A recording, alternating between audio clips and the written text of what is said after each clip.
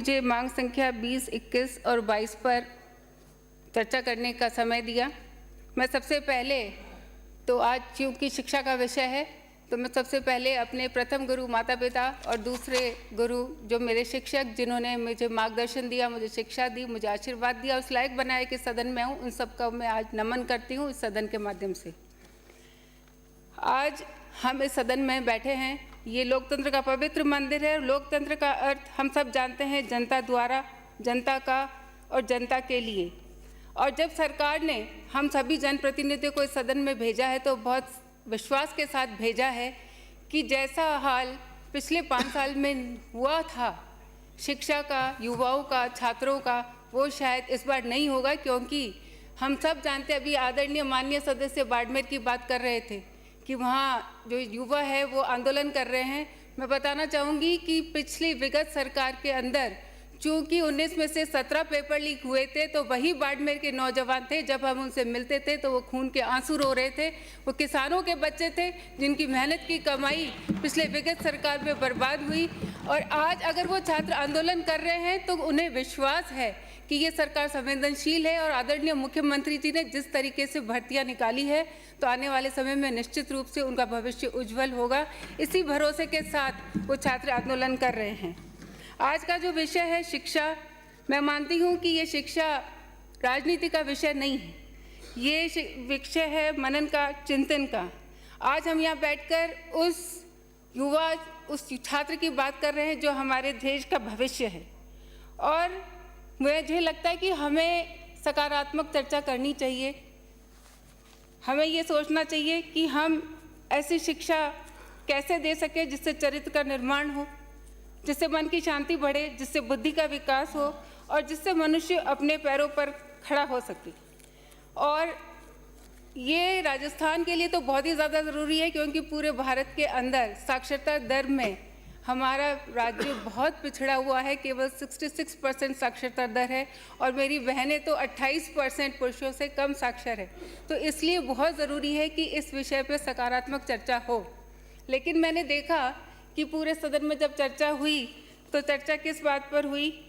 दीवार टूट गई, रंग पर चर्चा हुई, फोटो पर चर्चा हुई और ऐसे अनावश्यक आदरणीय बापू महात्मा गांधी जी के नाम पर विवाद हुआ। इन विवादों से मुझे नहीं लगता कि शिक्षा का क्षेत्र में कोई सकारात्मक परिणाम आएगा।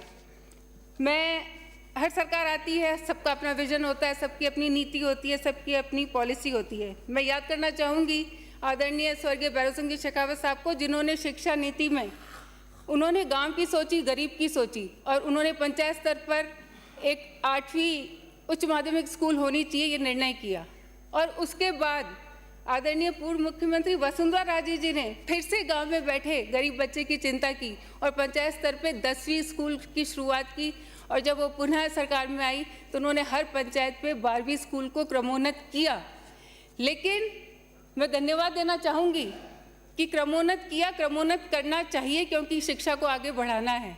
लेकिन उस वक्त आदरणीय अध्यक्ष जी जो अब हमारे हैं वसुदेव देवनानी जी, उस वक्त शिक्षा मंत्री थे। उन्होंने कई नवाचार किए और उनका प्रयास था और इसलिए उस वक्त सिर्फ 10% जो पद थे वही रिक्त थे।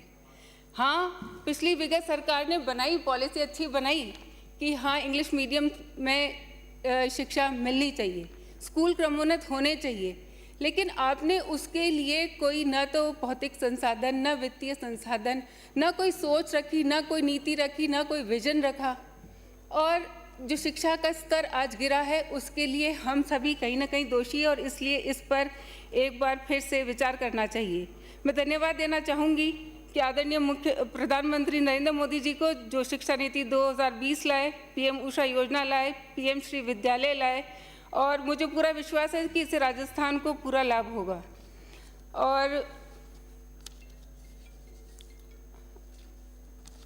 जो अभी खाली पदों की बात आई, मैं बिल्कुल सही बात है कि क्रमोन्नत हो गई स्कूलें, लेकिन उन नव क्रमोन्नत स्कूलों में पद स्वीकृत नहीं किए गए हैं।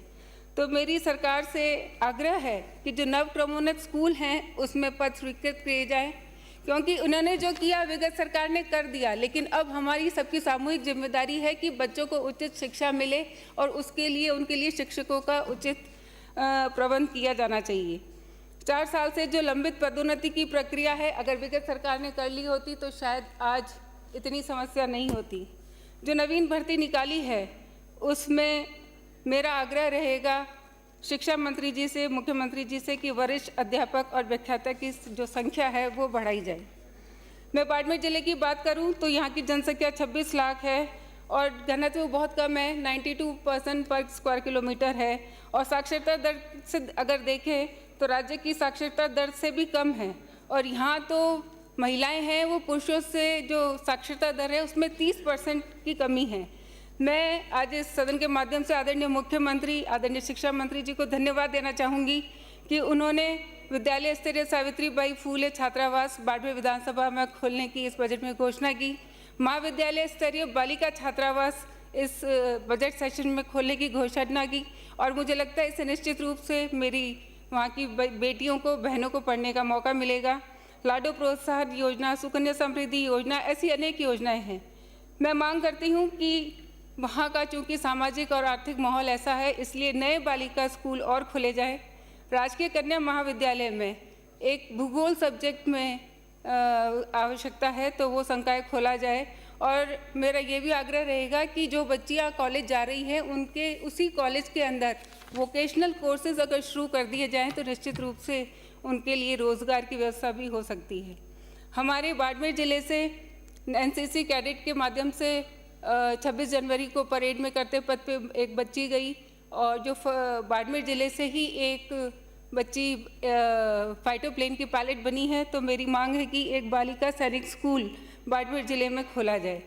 जो बाड़मेर अभी इंग्लिश मीडियम स्कूल की बात हो रही थी, मैं माननीय सदस्यों को बताना चाहूँगी कि स्टेशन रोड हाई स्कूल, उसमें 2018-19 में 574 स्टूडेंट्स थे, और इसमें इस स्कूल में हर सब्जेक्ट है और साइंस की बहुत बड़ी लैब है।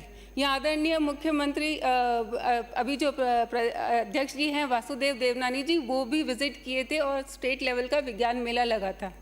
लेकिन जब से इंग्लिश मीडियम उसको कन्वर्ट किया गया है, छात्र संख्या मात्र 112 हो गई। इतना रजिस्ट्रेशन वहाँ एनरोलमेंट घट गया है। तो मैं मांग करती हूँ कि ये बहुत बड़ी स्कूल है और बाड़मेर जिले की बहुत पुरानी स्कूल है, तो इसको 2 पारी में संचालित किया जाए। अर्ध घुमंतु और घुमंतु समुदाय के लिए जालोर की तर्ज पर बाड़मेर में भी छात्रावास खोला जाए। नीति आयोग के मुताबिक बाड़मेर राजस्थान का सबसे गरीब जिला है। 56% लोग गरीबी में जीवन यापन कर रहे हैं। मैं धन्यवाद देती हूँ आदरणीय मुख्यमंत्री भजनलाल जी को और मंत्री जी को, जिन्होंने पॉलिटेक्निक कॉलेज में सिविल की नई ब्रांच शुरू की और साथ ही केमिकल ब्रांच की सीटों में भी वृद्धि की गई। मैं मांग करती हूँ कि बाड़मेर जिले की संभावनाओं को देखते हुए वहाँ RIT की स्थापना बाड़मेर में की जाए। जब कृषि कॉलेज की बात करते हैं तो विगत सरकार ने बहुत सारी एग्रीकल्चर की कॉलेज खोल दी, लेकिन नियमित भर्ती नहीं की। आज बाड़मेर कृषि कॉलेज की ये स्थिति है कि वहाँ 28 पद है, लेकिन एक भी कार्मिक वहाँ उपस्थित नहीं है। 150 स्टूडेंट्स पढ़ रहे हैं, लेकिन एक भी टीचर, एक भी शिक्षक वहाँ नहीं है, और केवल एक टीचर आता है जो एग्ज़ाम कराने के लिए आता है। तो शीघ्र इन रिक्त पदों की भर्ती की जाए। अंत में मैं इतना कहूँगी कि स्वस्थ तन में स्वस्थ मन का वास होता है। मैं धन्यवाद दूँगी आदरणीय मुख्यमंत्री जी को कि 3500 की जनसंख्या पर उन्होंने हर पंचायत में एक खेल स्टेडियम बनाने की घोषणा की है। इसी क्रम में मेरा सरकार से आग्रह रहेगा कि शारीरिक शिक्षा की कक्षा 6 से कक्षा 10 की पाठ्य पुस्तकें निःशुल्क उपलब्ध करानी चाहिए। राइट टू एजुकेशन की तरह राइट टू प्ले कानून बनाया जाना चाहिए। जिला स्तरीय, राज्य स्तरीय प्रतियोगिताओं में जो खुराक भत्ता दिया जाता है वो बहुत कम है, उसको बढ़ाकर 250 पर छात्र करना चाहिए। और PM श्री स्कूल्स जो हमारे आदरणीय प्रधानमंत्री नरेंद्र मोदी जी ने खोली है, उसमें भी शारीरिक शिक्षा का व्याख्याता का पद स्वीकृत करना चाहिए। और मैं मानती हूँ, मुझे पूरा विश्वास है कि आदरणीय मुख्यमंत्री भजनलाल जी और आदरणीय हमारे शिक्षा मंत्री मदन दिलावर जी बोलने में कड़े हैं, लेकिन मन से बहुत अच्छे हैं, और निश्चित रूप से वो इन हमारे सीमांत जिलों को अपनी सहानुभूति पूर्वक नज़र से देखते हुए अभी माननीय सदस्य ने कहा था कि नए टीचर्स को बाड़मेर जैसलमेर भेजो और पुराने एक्सपीरियंस को इधर लाओ, तो ये गलत है। बाड़मेर भी राजस्थान का ही हिस्सा है, सीमांत पे बैठे हैं, रक्षा करने के लिए बैठे हैं। तो इसलिए मेरा आग्रह रहेगा कि शिक्षा मंत्री जी सहानुभूतिपूर्वक बाड़मेर जिले पे अपनी नज़र रखेंगे और शिक्षकों की और छात्रों के हित में अपना कार्य करेंगे। धन्यवाद।